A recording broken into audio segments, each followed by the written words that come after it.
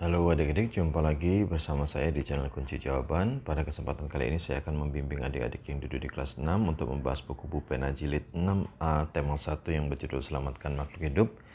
Pada kesempatan kali ini video saya melanjutkan pembelajaran yang kemarin, yaitu halaman 28 tema 1 sub tema 2. Silakan langsung aja untuk mempersingkat waktu adik-adik, silakan dibuka halaman 28. Di sini ada ayo berlatih IPA.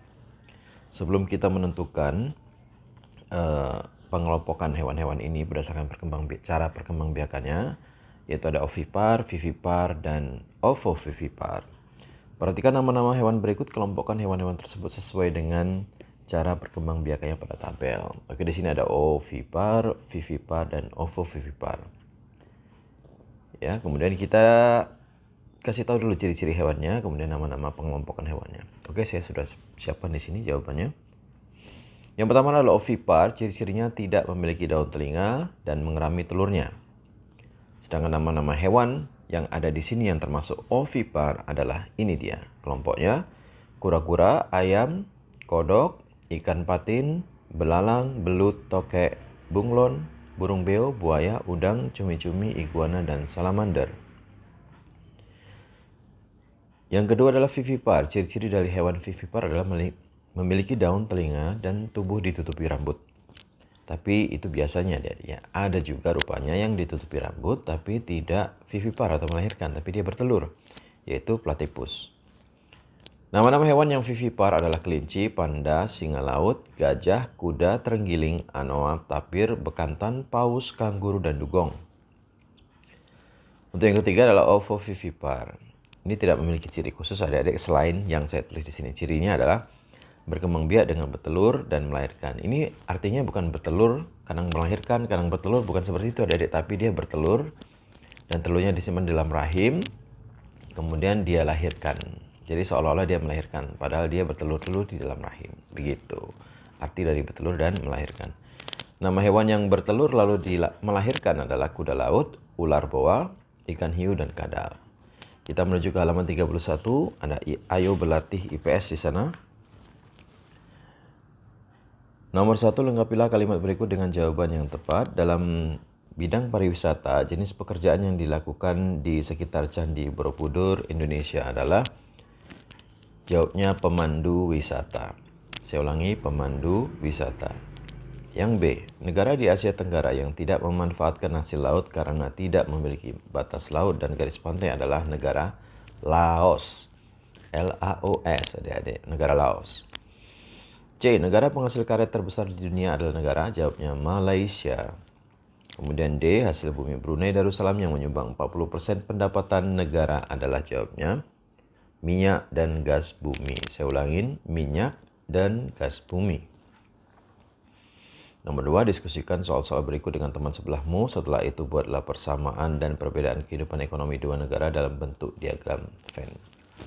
Kita jawab dulu adik-adik. Yang pertama, A, jelaskan perbedaan kondisi bentang alam di negara Indonesia dan Singapura. Menurut saya, yang sudah saya baca, bentang alam Indonesia terdiri atas lautan, pegunungan, dataran tinggi, dan dataran rendah. Sedangkan bentang alam di Singapura hampir sebagian wilayahnya berupa dataran rendah, rawa, dan perbukitan. Yang B, apakah kondisi geografis memengaruhi kehidupan ekonomi kedua negara tersebut? Jawabnya adalah ya, kondisi geografis dapat memengaruhi kehidupan ekonomi kedua negara tersebut, yaitu berupa keragaman mata pencahariannya.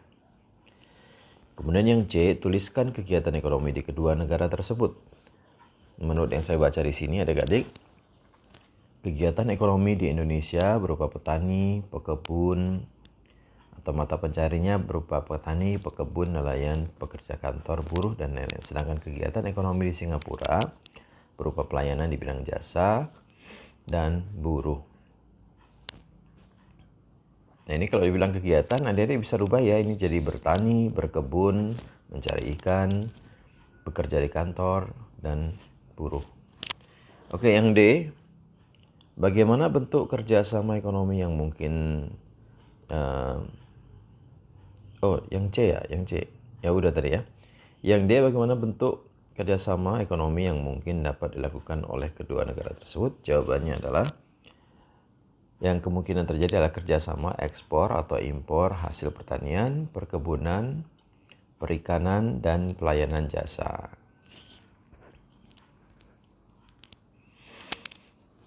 Oke, kemudian kita setelah itu buatlah persamaan dan perbedaan kehidupan kedua negara tersebut, kehidupan ekonomi kedua negara tersebut dalam bentuk diagram Venn. Setelah yang saya baca ini adik-adik, ini ada uraiannya di sini, halaman 30. Dan di Singapura ini persamaan dan perbedaannya. Oke, ini diagram Venn. Ada dua lingkaran dan yang tengah ini adalah persamaannya adik-adik. Sementara Indonesia dulu sebelah kiri, Singapura sebelah kanan adalah perbedaan.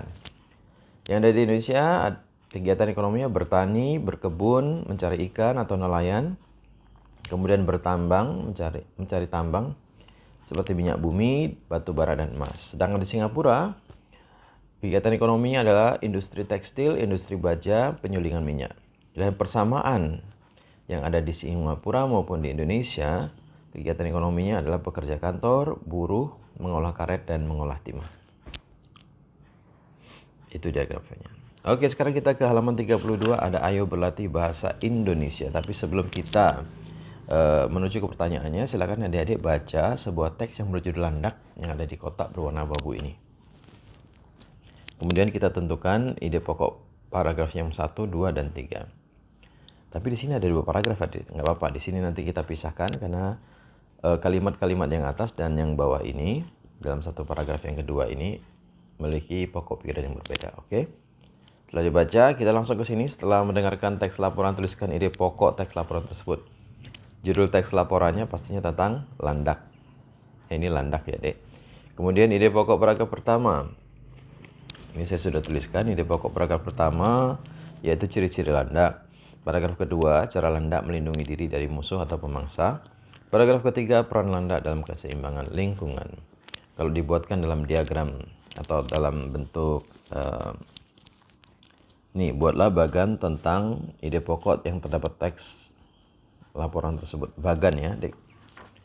Bagan seperti ini peta pikiran, yaitu landak, ciri-ciri landak, kemudian cara landak mempertahankan diri dari bangsa, peran landak dalam keseimbangan. Ini judul, ini semuanya adalah ide pokok dalam tiap paragraf. Oke.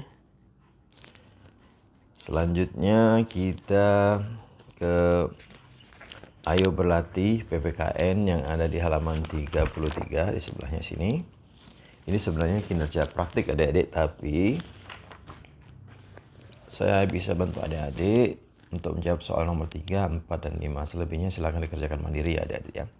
Sebelum kita menjawab, silakan adik-adik baca sebuah teks yang berjudul memelihara kucing di sebuah kotak berwarna abu-abu. Saya langsung aja diskusikan nomor 3. Diskusikan pertanyaan-pertanyaan berikut bersama kelompokmu. Yang A, apa saja yang mencerminkan sila keempat Pancasila berdasarkan bacaan tersebut? Saya tulis kalimatnya yang mencerminkan sila keempat, yaitu ayah, ibu, Jonas, dan kakaknya bermusyawarah untuk menyelesaikan masalah. Kemudian ayah memberikan usulan atau pendapat. Kemudian seluruh anggota keluarga puas dengan keputusan yang diambil. Itu ketiga-tiganya termasuk atau mencerminkan sila keempat. Kemudian yang B, apa yang mungkin terjadi jika Jonas dan kakaknya tetap memaksakan kehendaknya masing-masing? Jawabannya adalah akan terjadi perselisihan. Kemudian yang C, bagaimana pendapatmu tentang sikap ayah? Di sini jawabannya, karena saya lupa untuk menjawabnya, sikap ayah bijaksana dan adil. Kemudian yang D, mengapa kita perlu melakukan musyawarah untuk mencapai mufakat? Jawabannya adalah agar tercapai sebuah kesepakatan bersama dan untuk menghindari perselisihan. Sekarang kita menuju ke nomor 4. Diskusikan juga 3 contoh lain penerapan nilai-nilai sila keempat Pancasila dalam kehidupan sehari-hari. Sila keempat dalam kehidupan sehari-hari, bermusyawarah untuk mengatur kegiatan liburan contohnya. Atau kalau adik-adik mau dibuat jadi kalimat ya, ayah, ibu, dan anak-anaknya bermusyawarah untuk mengatur kegiatan liburan. Contoh lain, murid kelas 6A sedang melakukan pemilihan ketua kelas. Contoh lain, Rudi memberi pendapat saat musyawarah. Jika adik-adik tidak mau menulis kalimatnya ya tinggal ini aja. Silakan ditulis musyawarah untuk mengatur kegiatan liburan. Contohnya ya adik-adik ya. Pemilihan ketua kelas dan memberi pendapat saat musyawarah. Itu sudah mencakupi dari jawaban untuk nomor 4 ini. Nomor 5, tuliskan pengalamanmu menerapkan nilai-nilai sila keempat Pancasila dalam kehidupan sehari-hari. Ya, ini ya contohnya. Ketika ada pemilihan ketua kelas di sekolah, saya ikut memilih salah satu calon ketua kelas. Kita menuju ke halaman 39, ada bahasa Indonesia. 39. Ini dia. Silakan adik-adik sebelum mengerjakan, ayo berlatihnya. Silakan adik-adik baca dulu tentang rusa bawean ini ya adik-adik ya. Nomor 1, tutuplah bukumu dan gurumu akan membacakan teks laporan berikut. Semua kelompok diminta untuk menyimak dengan saksama. Yang kedua, tuliskan minimal 5 informasi penting yang kamu peroleh dari teks laporan tersebut. Ini adik-adik. Oh maaf, sorry. Halaman 38 dulu ya adik-adik ya. Oh ya, sorry. Sebelum ke sana, kita ke halaman 38 adik-adik. Di sini ada ayo berlatih IPA. Perhatikan perintahnya, perhatikan hewan-hewan berikut, kelompokkan hewan-hewan berikut berdasarkan cara perkembangbiakannya. Ada lumba-lumba, ikan hiu, kodok atau katak, ini penguin, sapi, penyu, ikan pari, bebek, dan kelelawar. Kita kelompokkan ya adik-adik hewan-hewan tersebut. Halaman 38 IPA, maaf tadi saya lupa. Yang ovipar yaitu penguin, bebek, katak, dan penyu. Sedangkan yang vivipar ikan lumba-lumba, sapi, dan kelelawar. Dan ovovivipar ikan pari dan ikan hiu. Nah, barulah kita ke bahasa Indonesia halaman 39. Nomor 2 langsung ya adik-adik ya. Tuliskan minimal 5 informasi. Tadi informasinya 5. Yaitu ini, yang pertama salah satu hewan yang bertanduk adalah rusa. Informasi yang kedua, rusa bawean jantan memiliki sepasang tanduk bercabang 3. Selanjutnya, habitat asli rusa bawean adalah di Pulau Bawean. Selanjutnya, rusa bawean termasuk hewan non-nokturnal. Saya ulangi, rusa bawean termasuk hewan nokturnal. Hewan nokturnal itu yang kegiatannya dilakukan di malam hari. Kemudian rusa bawean beristirahat pada siang hari. Oke, silakan di pause atau di stop kemudian disalin. Kemudian kita ke PPKN halaman 40. Ini dia. Bacalah beberapa kejadian berikut, selanjutnya tentukan pernyataan yang sesuai atau tidak sesuai dengan sila keempat Pancasila, jelaskan jawabannya. Yang A, keluarga Dedi berdiskusi untuk memutuskan jenis hewan yang akan mereka pelihara. Kalau yang itu jawabannya adalah sesuai dengan sila keempat, karena mereka memutuskan jenis hewan yang akan dipelihara dengan berdiskusi. Yang B, Jonas menolak mengikuti pemilihan ketua kelas karena ia tidak setuju dengan semua calon yang diajukan. Nah, tidak setuju dia. Jawabannya adalah tidak sesuai dengan sila keempat karena sikap Jonas tidak mementingkan kepentingan bersama, melainkan hanya mementingkan kepentingan sendiri atau golongan. Kemudian yang C, kelompok Komang melakukan musyawarah untuk menentukan pembagian tugas saat berkemah. Jawabannya adalah sesuai dengan sila keempat karena pembagian tugas kemah ditentukan melalui musyawarah. Nomor 2, perhatikan kembali semua kejadian pada soal nomor 1. Jelaskan akibat yang terjadi jika tidak ada penerapan sila keempat Pancasila pada kegiatan-kegiatan tersebut. Jawabnya adalah akan terjadi perselisihan, konflik, kekacauan, dan perpecahan. Oke, untuk pada kesempatan kali ini itu aja kita belajarnya. Dari kita lanjutkan nanti di video berikutnya. Yang sudah subscribe terima kasih. Jangan lupa untuk mengulang-ulang pelajarannya adik-adik ya. Yang sudah subscribe terima kasih. Yang belum subscribe silakan di subscribe. Kemudian dengan ikhlas. Kemudian di like, komen, dan share kepada teman-temannya yang masih mengalami kesulitan untuk mengisi buku pena jilid 6A tema 1 yang berjudul Selamatkan Makhluk Hidup. Terima kasih atas waktunya dan sampai jumpa.